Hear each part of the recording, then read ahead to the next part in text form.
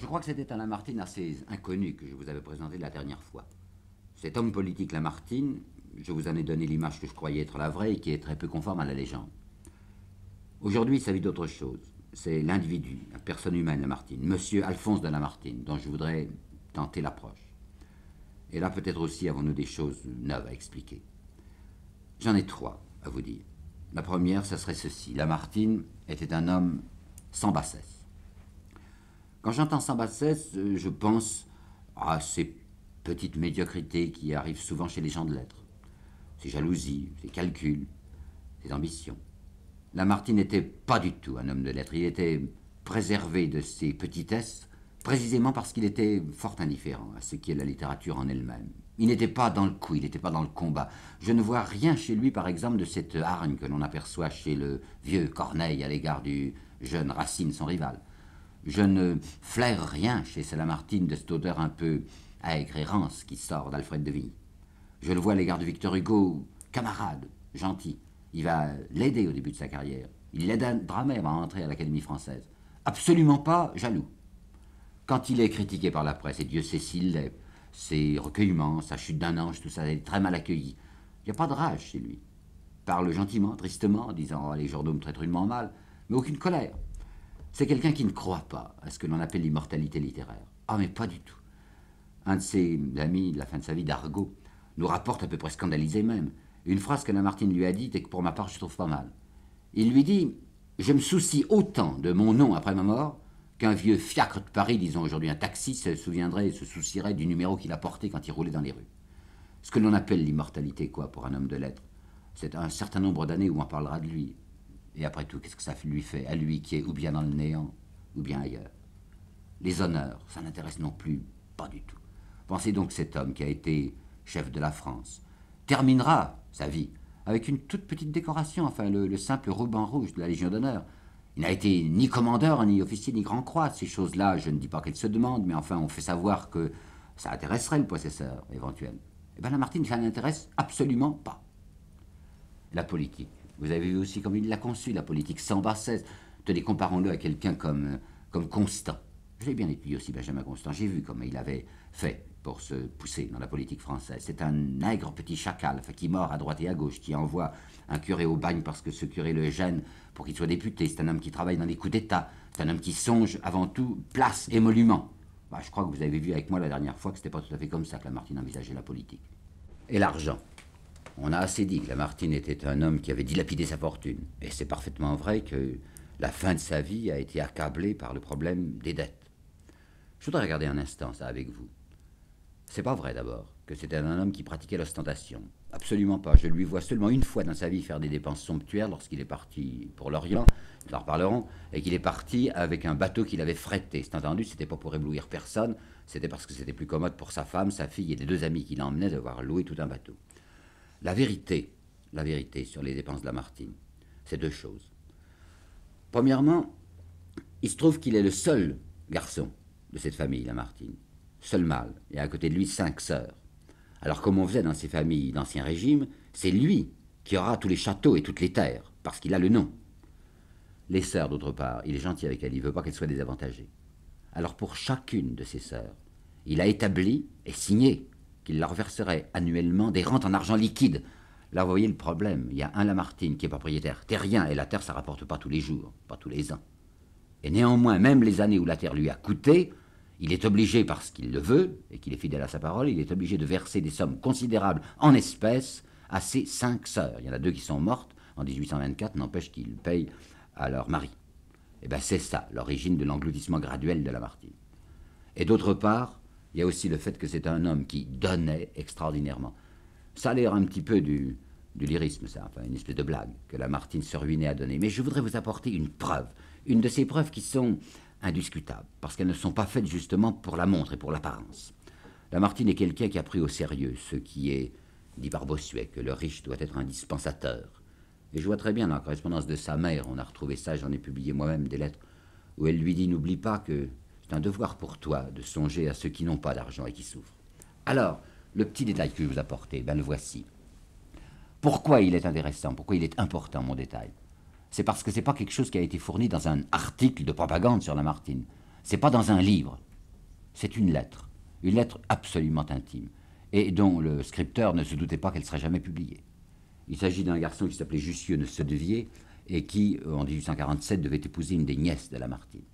Alors ce garçon était extrêmement fier de se trouver chez Monsieur de Lamartine, un homme illustre, il le regardait de près, il l'observait, il prenait des notes et il écrivait à ses parents.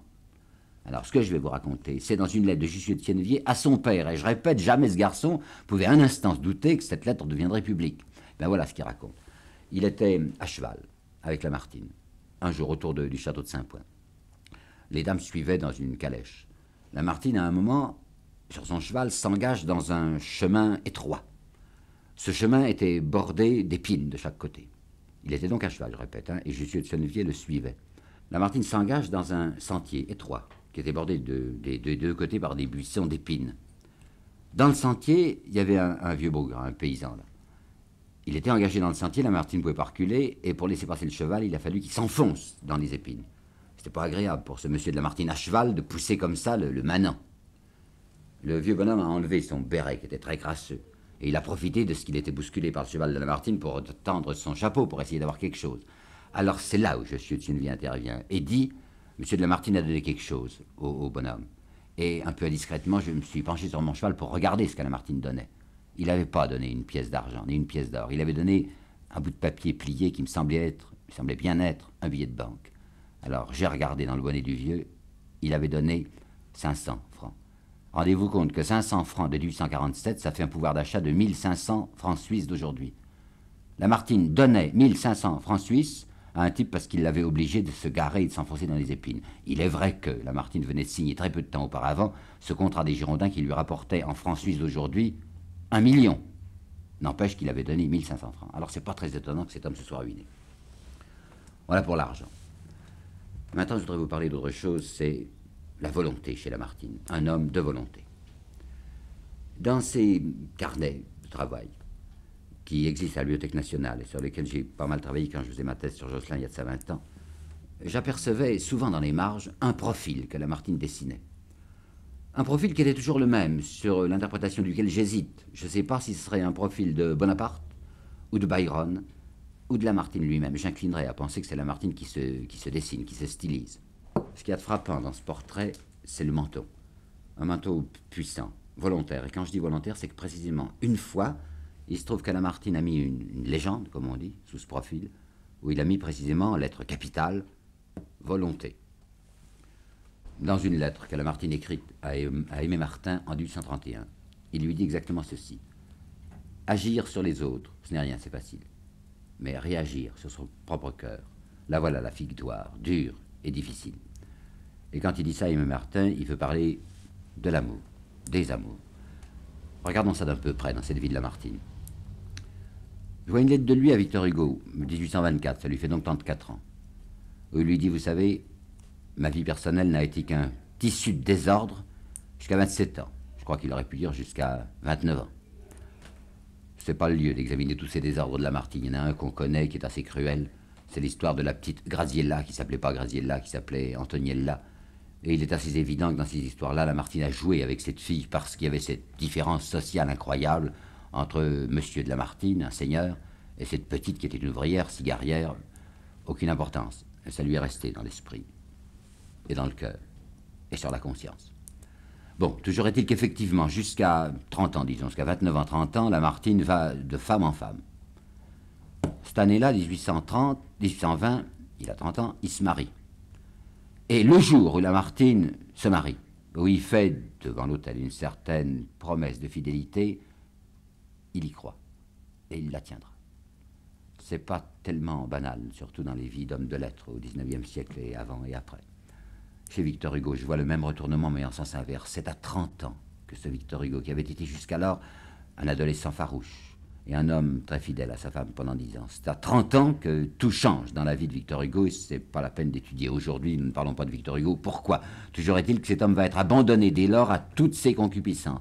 Eh bien, c'est cette même année, la 30e année, chez Lamartine, qu'il y a ce retournement incroyable dans Lamartine qui décide de vivre droitement, et qui le fera. En 1827, par exemple, il y a déjà 7 ans qu'il est marié.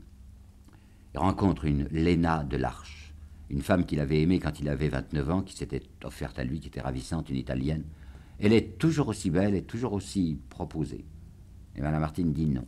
Il écrit à son camarade Virieu, je pourrais encore être amoureux si je voulais, mais je veux pas. En 1829, il a donc 39 ans, et il écrit aussi à Virieu, c'est le copain, enfin, il lui dit tout. Il n'y a ici-bas, lui dit-il, qu'un seul bonheur, l'amour, et nous nous l'interdisons. Lamartine restera obstinément fidèle à cette femme qu'il a d'abord aimée, sa femme, Marianne, mais qui s'est flétrie très vite. Et à 47 ans, oui, à 47 ans, en 1837, il écrit « La vie est un morne silence où le cœur appelle toujours ». Mais c'est cependant à ce moment-là même qu'il vient de faire cette dédicace de Josselin pour sa femme, qui est près de lui l'image sans beauté du devoir, mais c'est celle qu'on ne trompe pas parce que c'est la mère de ses 2 enfants morts et qui n'a jamais eu rien à lui reprocher. En 1847, Lamartine, 57 ans, va essayer d'aborder une bonne fois de front le problème même de l'amour. Enfin, qu'est-ce que ça veut dire l'amour? Est-ce que ça se réduit à une convoitise, à une concupiscence, ou bien est-ce que c'est autre chose? Et c'est même assez inouï, vous savez, qu'un homme de 57 ans arrive dans son Raphaël à se rendre comme il se le rend, je cite, ce vertige continu d'une âme qu'un premier amour soulève de la terre. Il va essayer de retrouver l'homme qu'il était lorsqu'en 1816 il avait aimé pour la première fois avec violence et totalité une femme qui s'appelait Julie Charles.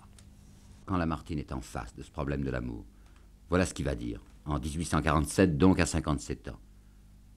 L'amour est le révélateur de l'immortalité, et sans sa lueur, l'homme ne soupçonnerait pas l'infini. Réfléchissons à ça, ça va loin. Enfin, ça veut dire en somme que, même pour connaître l'infini, c'est-à-dire Dieu, quoi, il faut passer par un amour humain. C'est l'idée de Claudel, qu'il n'y a pas 2 amours, qu'il y a continuité entre l'amour humain et l'amour divin. Soit, seulement c'est pas si simple. Et Lamartine lui-même s'en était rendu compte, puisqu'il s'est donné personnellement le démenti.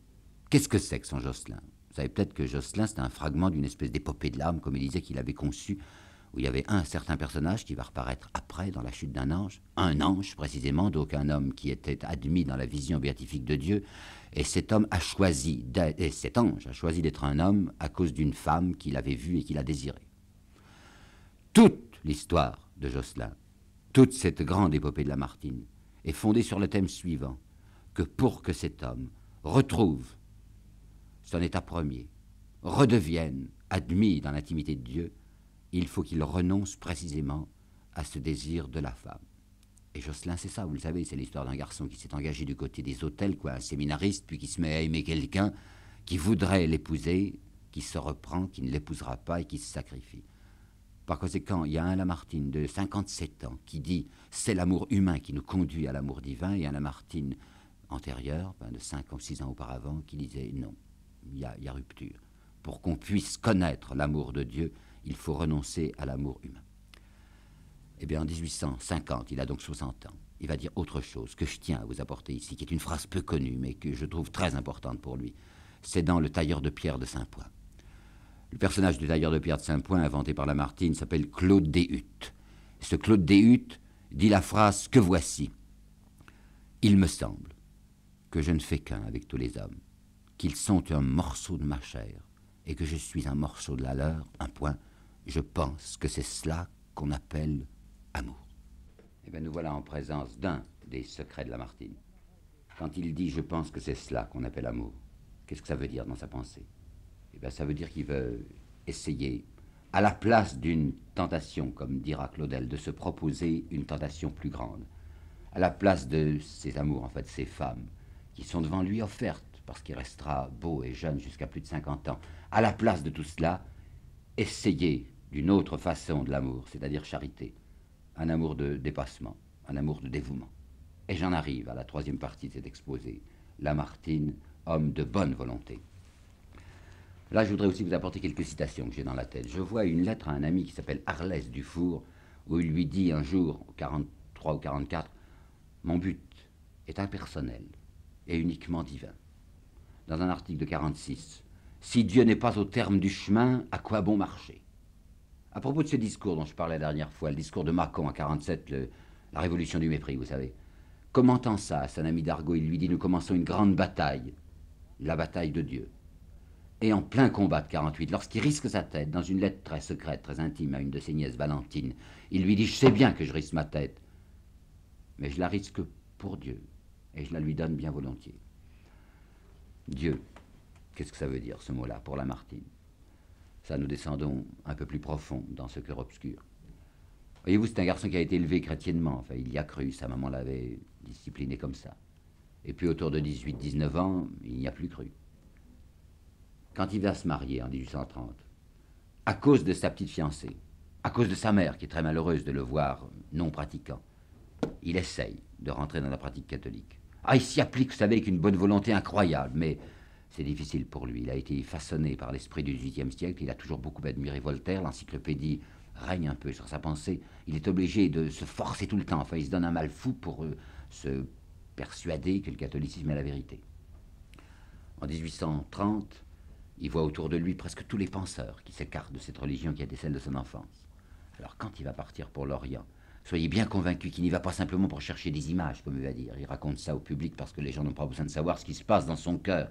Mais ce qui se passe en lui, ben le voici. C'est Lamartine qui veut aller voir sur place, si je puis dire quoi, en Terre Sainte, cette terre qui a germé le Christ, cette terre où il a saigné, où il est mort, pour voir si cette ferveur qui est en lui perdue depuis des années ne va pas ressurgir. Ben, vous savez aussi sans doute ce qui va se passer en Terre Sainte pour lui. D'abord la visite à Jérusalem, ratée. Tout ça est faux, dit-il, tout ça est vide, tout ça ment. Il revient de Jérusalem, le cœur lourd, se disant quoi, je n'ai rien gagné, je suis toujours pareil, plein d'hésitation. Et c'est là, au retour de Jérusalem, quand il revient à Beyrouth, où il avait laissé sa femme et sa petite fille, sa petite Julia, sa seule enfant, qui avait 10 ans et demi, c'est là à Beyrouth qu'il va voir mourir sa gosse. Elle meurt dans la nuit du 6 au 7 décembre 1832. Imaginez que c'était la seule enfant de Lamartine, il l'aimait passionnément, quoi, c'était sa raison de vivre, et cet enfant meurt dans ses bras, tout près là de la Terre Sainte, tout près de cet endroit où il y a eu la légende, ce qu'il appelle maintenant la légende de l'Évangile. Ce n'est que dans les légendes que ressuscitent les filles de Jaïr. Alors il va revenir fermé, blessé, durci, sa Terre Sainte. Il va écrire à son camarade Virieu « Je reviens maintenant durement et énergiquement au rationalisme de mon adolescence ». Il ira même très loin dans cette opposition aux catholiques. C'est lui, figurez-vous, en 1946, qui va aider un prêtre du diocèse de Mâcon, pas loin de Saint-Point, l'abbé Thions, curé de Channes, qui va aider ce prêtre à se déprêtriser.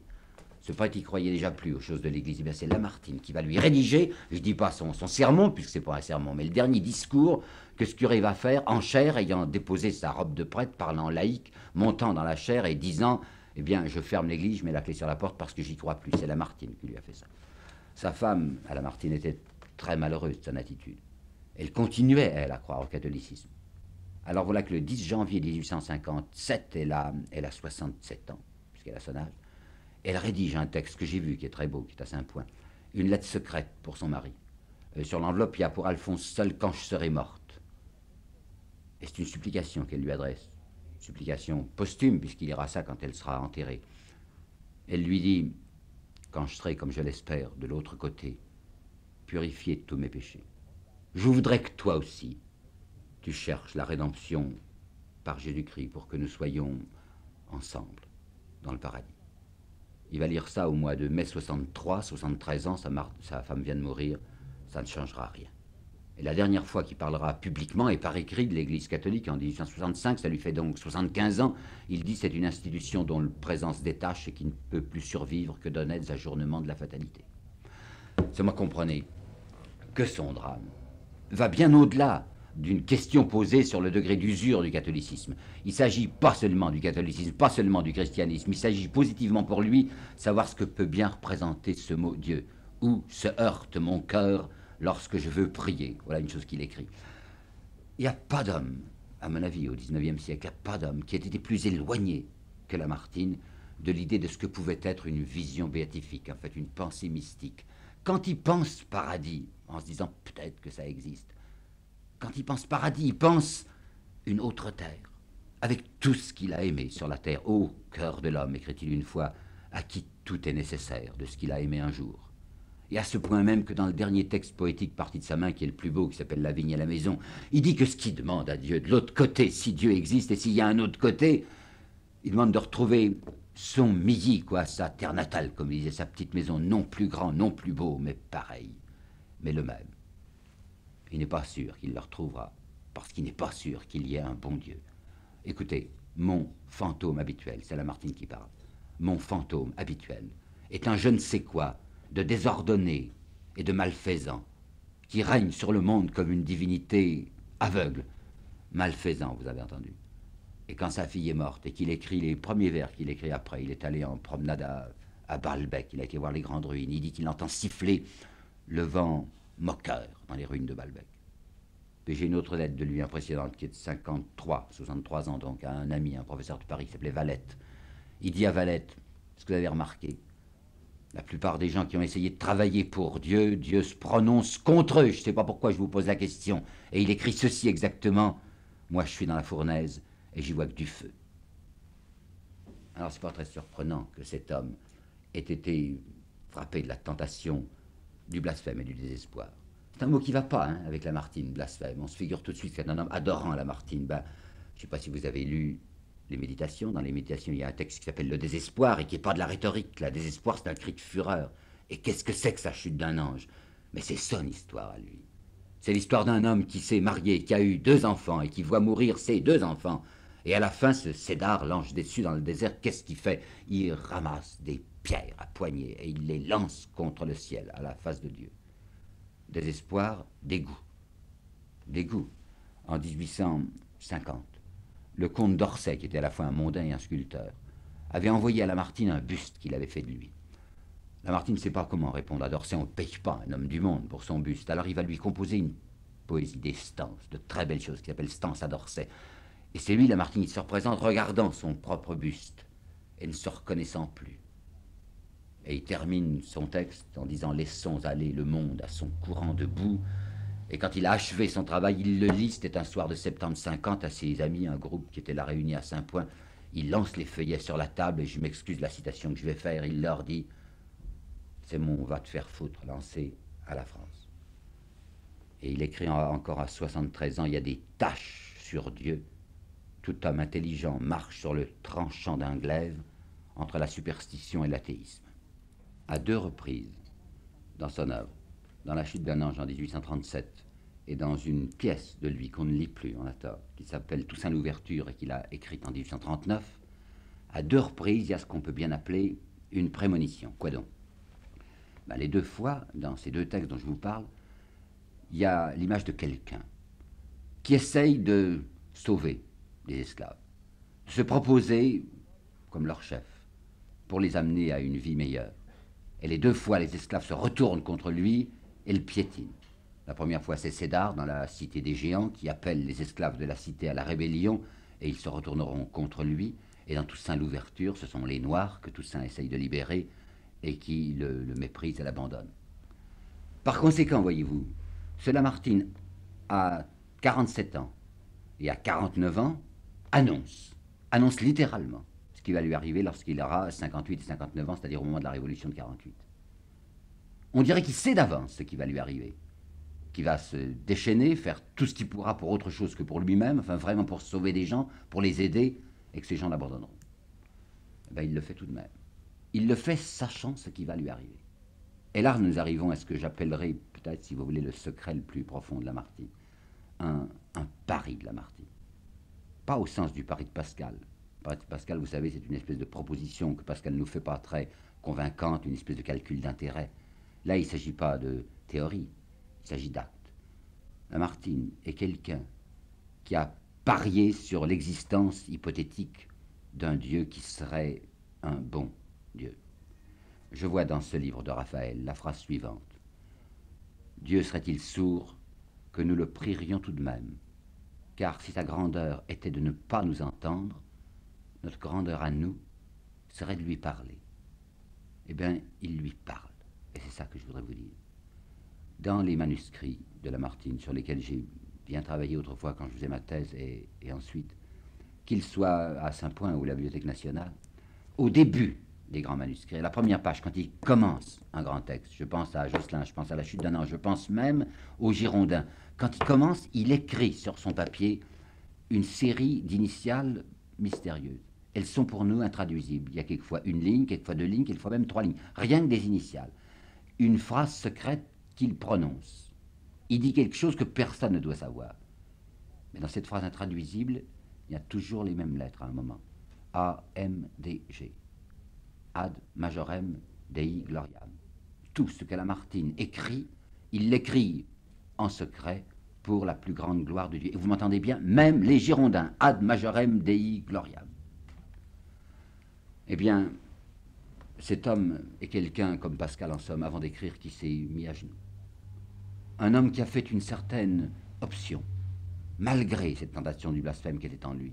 Et il va nous donner son explication. Il la donnera tardivement, dans un texte qu'il avait publié uniquement dans un feuilleton du journal La Presse le 2 décembre 1865. C'était à propos de Byron.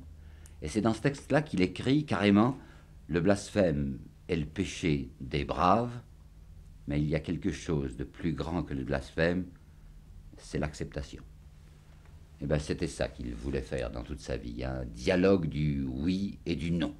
Ce dialogue, vous l'apercevez dès les méditations. Il y a un instant, je vous parlais du désespoir. En effet, le désespoir était un cri de fureur. Et tout de suite après le désespoir, il avait écrit la providence à l'homme et la prière. Entre Jocelyn même et la chute d'un ange, eh bien, il y a la même répartie du oui et du non. Puisque la chute d'un ange, c'est ce non, c'est cette fureur.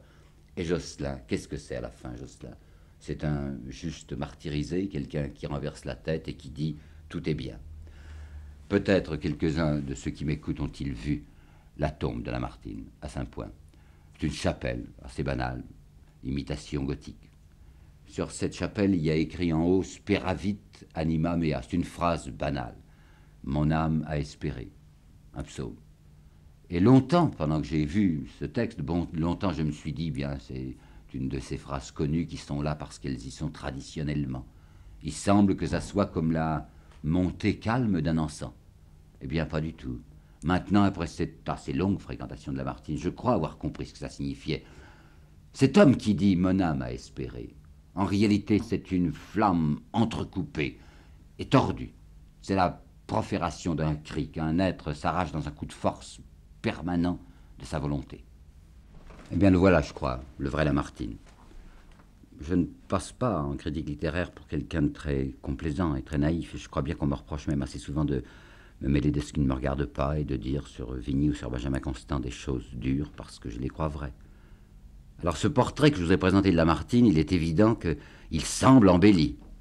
La tentation, en m'entendant, c'est de se dire le sublime, ça n'existe guère que dans les conférences ou dans les livres ou à la télévision, mais ça n'existe pas dans la vie. Eh bien si, faites-moi confiance. Lamartine, il était comme ça. Les dernières photos que nous avons de lui sont très saisissantes. Cet homme qui a 75 ans se tient dans une de ces photos debout devant l'objectif, avec je ne sais quel défi dans le regard. Il est mal peigné, il est mal habillé, il est pauvre, ça se voit. Il est redressé. Il y a en lui une espèce de force, de volonté qui n'est jamais tarie, une protestation, une ténacité. Il mourra, vous le savez, en deux étapes, si je peux dire. Cet homme expirera à la fin de février 1869, mais en fait, il n'est déjà plus de ce monde à partir du mois de mai 1867. Je sais bien qu'il y a plusieurs livres qui disent que Lamartine s'est converti, a retrouvé la foi de son enfance à la fin, et c'est absolument vrai qu'un prêtre était venu à son chevet. Mais c'était un absent à qui ce prêtre donnait les derniers sacrements.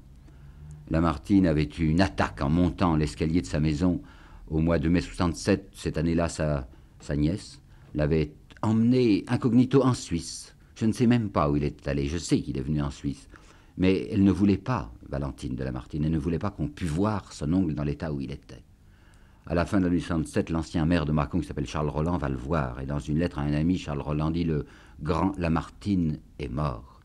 C'est maintenant un vrai centenaire. Il est dans le fond de son fauteuil, il ne fait pas 10 pas par jour, sinon soutenu par sa nièce, et il ne prononce pas 10 paroles non plus dans la journée. Pendant l'année 68, il va se survivre, et voici, si vous voulez, le détail même, les derniers instants, ça peut avoir sa signification. Lamartine était couché depuis des mois, à peu près inconscient, et dans cette nuit du 27 au 28 février 69, il égrenait vaguement des raisins de serre qu'on avait conservés de sa propriété de Monceau, sans avoir même la force de les porter à sa bouche. Par une circonstance assez singulière, Lamartine ne voulait pas que les volets fussent fermés dans son appartement. Il y avait de doubles fenêtres pour se protéger du froid, mais il aimait regarder la nuit. Et voilà que cet homme qui avait perdu connaissance depuis des jours, tout à coup rouvre les yeux. Il laisse tomber ses grains de raisin et il tourne le visage vers la fenêtre. Regarde la nuit où il y avait en effet des étoiles. C'était une nuit très pure.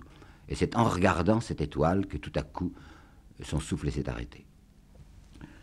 On nous dit volontiers que c'était un homme féminin. Jules Lemaitre se moquait de lui en disant « La littérature de Lamartine, c'est gnangnan », et je sais que Proudhon l'appelait un fémelin, justement. Écoutez parler ce fémelin. Je vous apporte une citation de 57, où il dit « Mon âme et mes pensées sont comme des aigles, auxquels on aurait crevé les yeux, mais laissé les ailes. » Et en 58, un journaliste, Philoxène Boyer, il dit « Mon âme est pareil à un volcan sans bouche qui dévore sa propre écume et se brûle à son propre feu. » Voyez-vous, Lamartine, c'est quelqu'un dont la vie secrète pendant 40 ans aurait été un consentement ininterrompu à se passer du bonheur. Quelqu'un qui aura fait, comme il a pu de son mieux, courageusement, son métier d'homme, comme il disait, ce dur et beau métier.